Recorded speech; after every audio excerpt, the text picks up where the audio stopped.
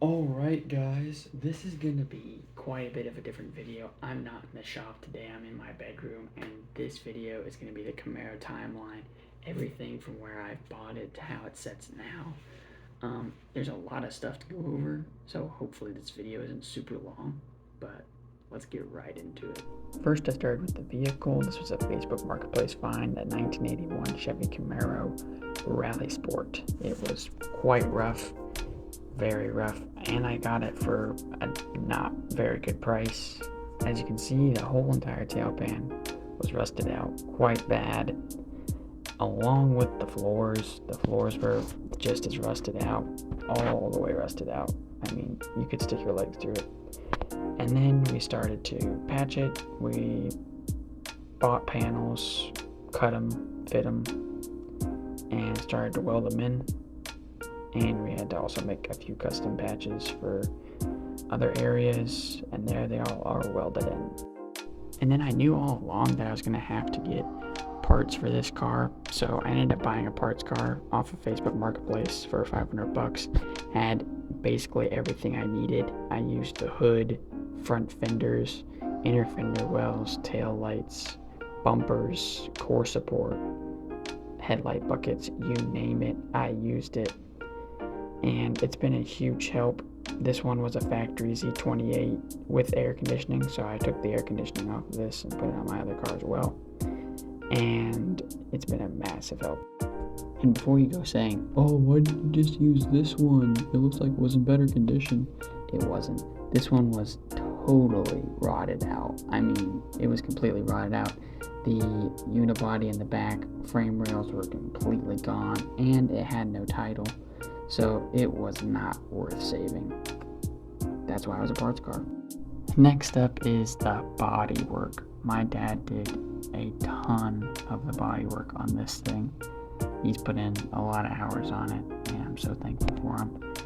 And we threw like a quick coat of primer on it after we had done a bunch of the body work, just to cover up the bare metal so it wouldn't rust, and that was about it. I mean, there was a ton of body work to do on this thing. It was dented all over the place. And then we come to the undercarriage of this thing. I threw a quick coat of POR underneath the whole thing just to seal it off from rust and to make it look 25,000 times better than it did before. I also repainted the air shocks I had on it, but those air shocks turned out to be no good because they're from the 80s. I also threw a sway bar on it from that parts car, and I put all new leaf spring bushings on it and rubbers everywhere. The leaf springs are shot, that's why I had to use air shocks, but it'll work for now and it looks great. And then we sort of pieced the front end together and rolled it out for the first time to get a look at it, and it was looking great. We were trying to get all the body lines lined up and looking good. And then we went ahead and took the front fenders off again, and we started to got everything prepped and started to just lay primer on, and a couple days later, boom, primer's done. And what is in it is a 2-bolt main 1979 Chevy 350 small block. This particular one has a mild cam, and it's been totally rebuilt. Rings, bearings, seals, everything been repainted. Nothing too fancy. Aluminum intake, Holley 4-barrel carburetor, and then we had rebuilt it, put it back in, and it was time for that first start. Ready?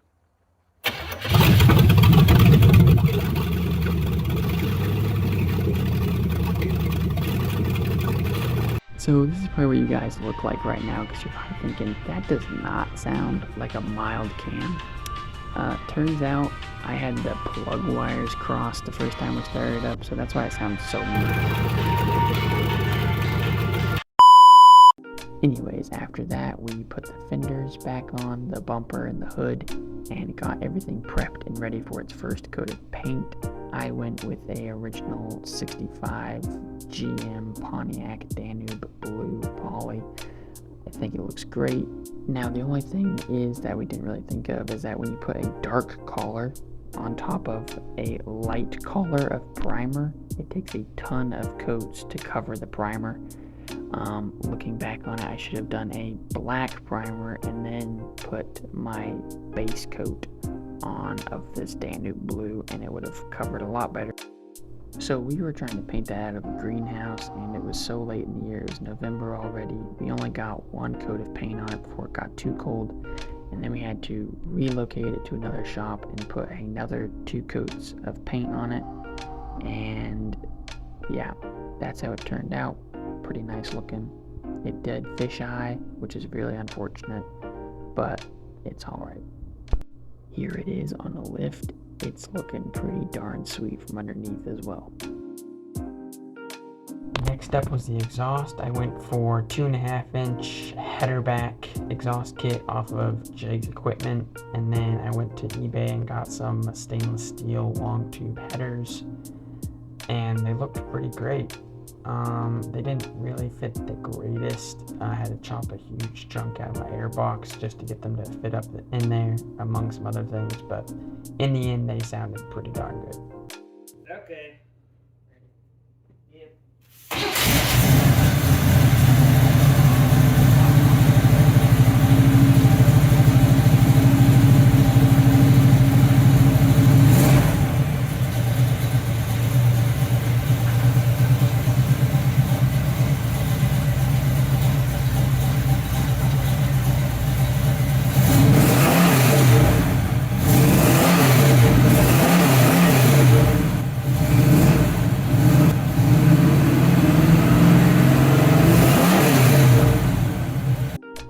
On February 23rd, 2025, I would make my first YouTube video where I would start taking YouTube a little bit more serious and start posting videos of me and the progress I make on this Camaro.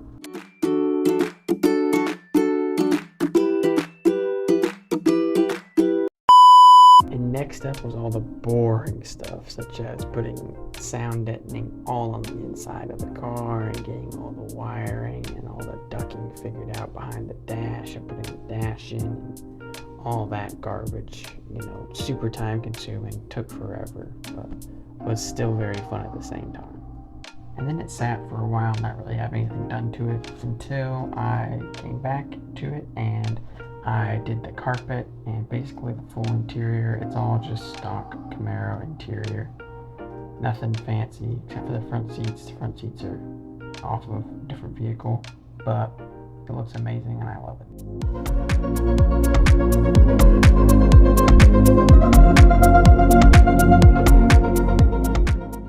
And then in June it went in for tires and alignment, and it turned out pretty freaking nice. I'm really liking these S10 rims. I think they look pretty good, and I got them for free, so I think they look pretty nice on there. And then the first vlog happened on this channel. It's pretty sick. You should go check it out. And then it was time for my first drive on June 17th, 2025.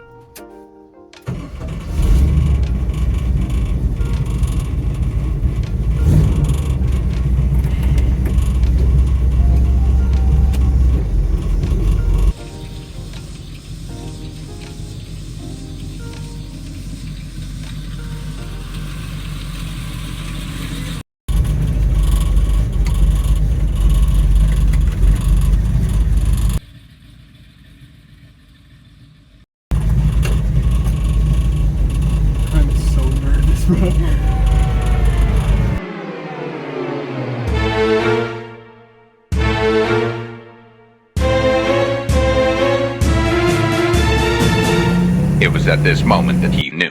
He f***ed up. That's not going to plans, guys. My windshield wiper blew off. And it's raining really bad. Woo!